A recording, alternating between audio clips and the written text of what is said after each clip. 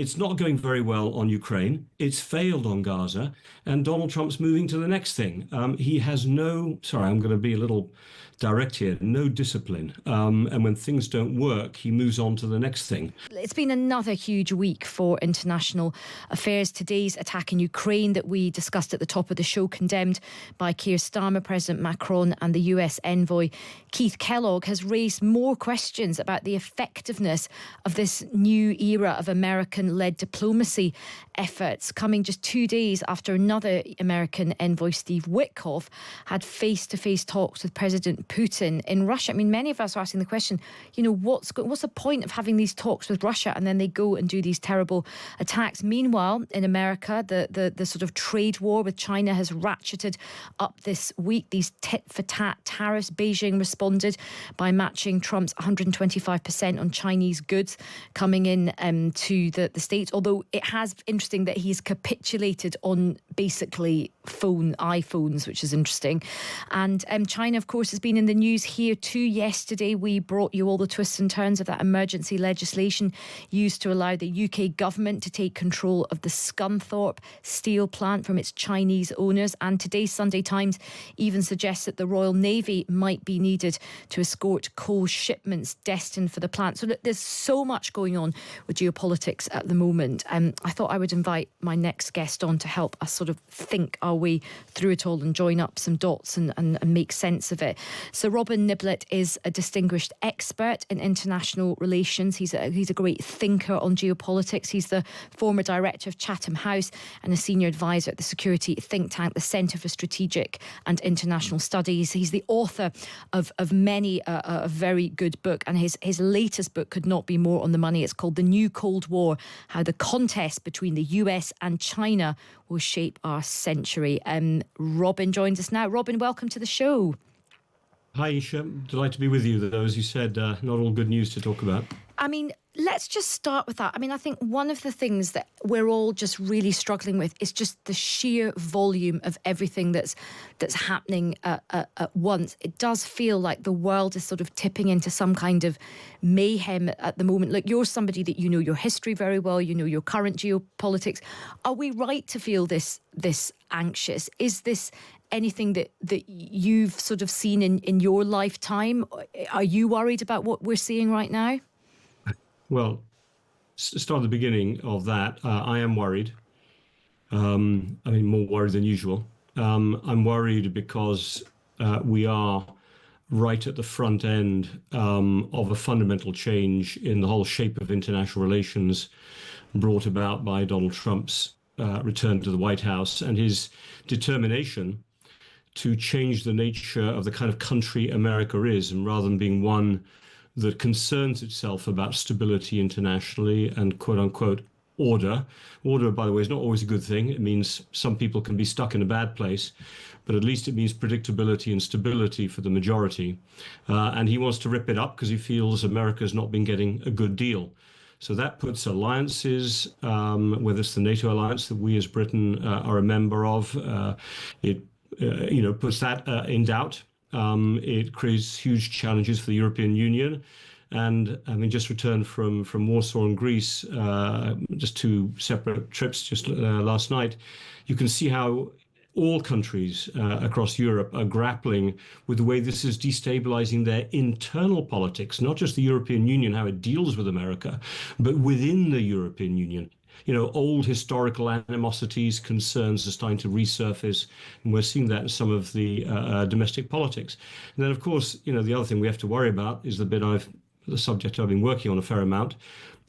As Donald Trump tries to rewrite the rules, basically what he's saying to China, America's one big peer competitor, saying to it that we don't like the deal you've been getting out of this, and we're going to rewrite your terms of trade and access, not just to our market, but to global markets.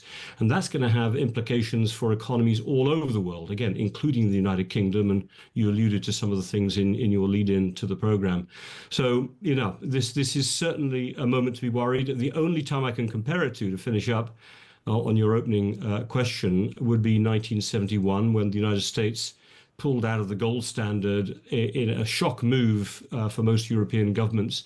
President Nixon feeling, again, the US was getting a bad deal by offering to exchange everyone else's hard currency into gold, that America couldn't afford it anymore.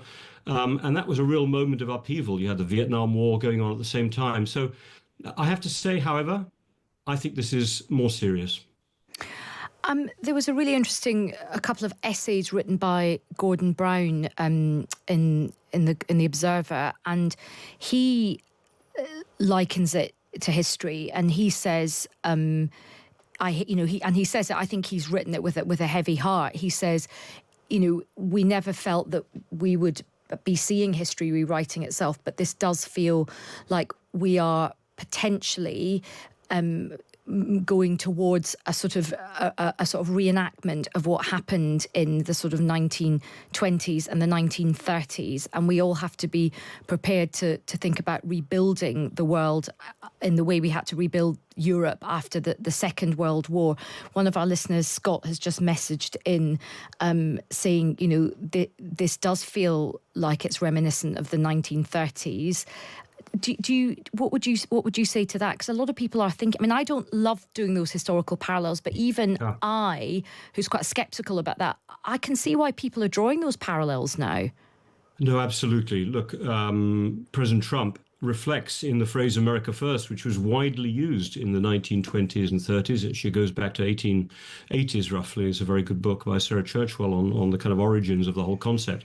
But that was a big motivating factor for the dominant views in American politics that led to the Smoot-Hawley tariffs, famously known for doing, in essence, what Donald Trump did. America feeling it wasn't getting the right deal from global trade in 1930, imposing these tariffs that then worsened the situation from the Great Depression.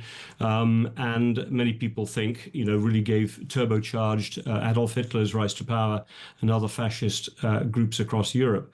So, here we are with the US almost following that playbook, after a moment of great economic dislocation from the global financial crisis and the COVID crisis, then using protectionism as the solution, which you would think, looking historically, as Gordon Brown has correctly noted, is a huge worry. I would add to that, and I'm not sure if this is in Gordon's article, that, there are some parallels between China and Japan. Japan felt it was going to be squeezed by American unilateral efforts to try to sort of cut it off from the world economy and its oil supplies in particular. And it ended up lashing out, 10 years later, in a way that then got America involved in the World War as well. Now, I do just want to give two or three quickly balancing points, I think. The number one would be, yes, the United States remains America's dominant economy. It's sort of 25% roughly of world GDP.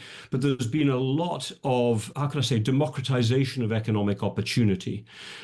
China is trying to work out how it can lessen some of the impacts of the US tariffs by reaching out to its biggest trade partner, which actually is not the United States or anymore the EU.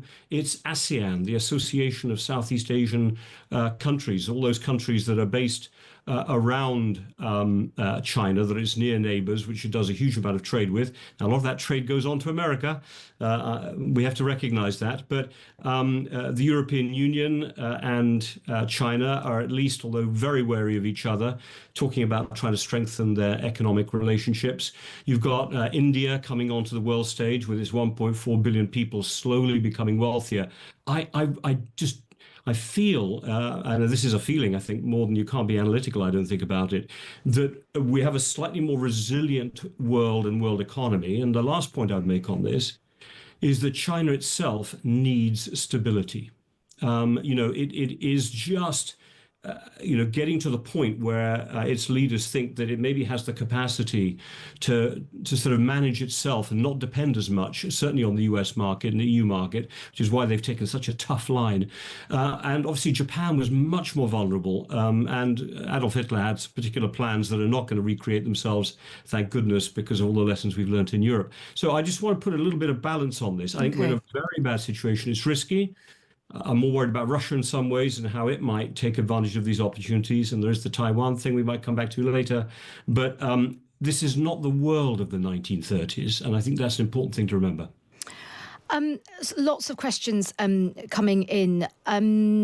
Tom's message in saying the Donald is a symptom, not the cause. He and others like him have risen as a result of the decline of industry and its heartlands within Europe and the US, brought about by globalization. What would you say to that, Robin? I mean, we've had an interesting incident happening over the weekend with the sort of, effectively, I think it is going to be renationalised British Steel. But what do you think about this argument about now the chickens are coming home to roost in terms of globalization? Yeah.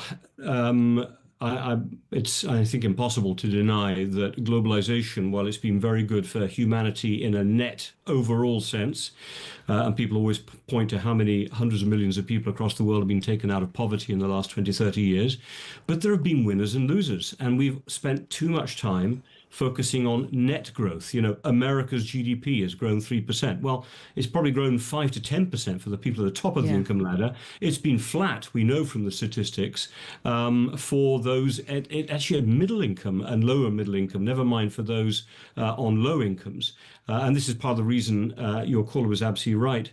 That Donald Trump he's the kind of messenger of that frustration, not just the symptom, but he's also he's been arguing this point since the 1980s, by the way, as you may know. What I would say, however, and this is what Donald Trump's going to discover, is that a lot of the loss of industrial jobs has been caused by advances in technology. And America has been at the front line of driving those changes. It's not what China has done to America, it's what America has been doing to itself. So yes, there will be an effort to reshore those industrial jobs by making the imports more expensive for American consumers. That's the tariff strategy. But then the American products will be more expensive, which will lead to more automation, which means you probably won't get as many jobs on the back of it. It's ironic. Donald Trump, who in my mind does live in a trade world of the 20s, 30s, and he even prefers the 1870s, if you think of his love for the presence of that era, I don't think he understands the role of technology in this. America, which is driving the AI revolution, is going to destroy even more industrial jobs itself. That's such a great point, Robin. I think as all politicians, understandably, the siren calls of being very anti-globalization are also enthralled to sort of tech, and you can argue that new tech is going to become the new form of globalization. That's a really, really good point.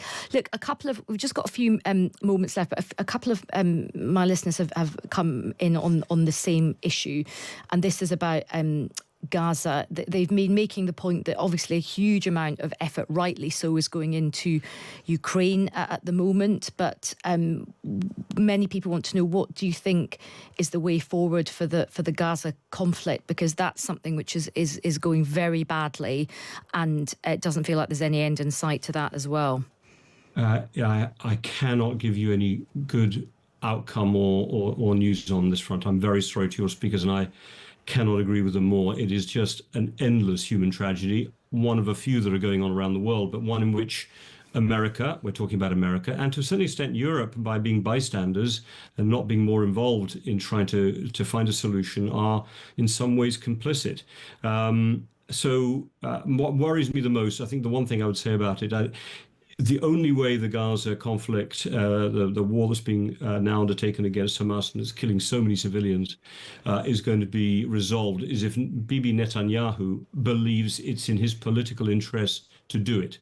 Right now, it's in his political interest to keep the war, even the wars in plural, going. And unfortunately, Donald Trump, he's a kind of serial start negotiations and never finish them kind of guy. I remember first time round, he had great plans for North Korea. Look how that ended up with a failed negotiation, and North Korea with even more nuclear capacity at the end. And everyone's talking today how, we've now got negotiations between the US and Iran. Well, it's not going very well on Ukraine. It's failed on Gaza. And Donald Trump's moving to the next thing. He has I'm going to be a little direct here, no discipline. And when things don't work, he moves on to the next thing. And some would say that was a bit like his business career. Any case, I don't want to get too specific about it. But you're right. I mean, that's the thing that's really interesting. It's almost like he's, you hear that phrase, he's fighting on lots of fronts. There's sort of kind of this frenzy of diplomacy going on all fronts, and none of it seems to be bearing much fruit. And then on top of that, you have the overlay of this kind of tariff war. So you've seen the kind of rules, the post-war consensus on military and defence being ripped up. Now you're seeing this kind of consensus on trade and economics being ripped up.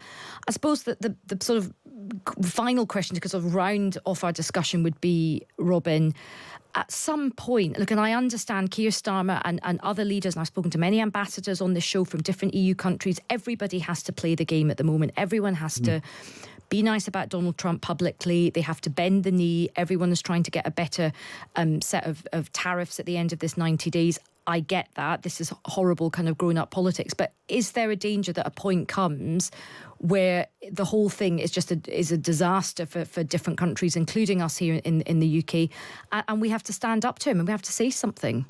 Yeah.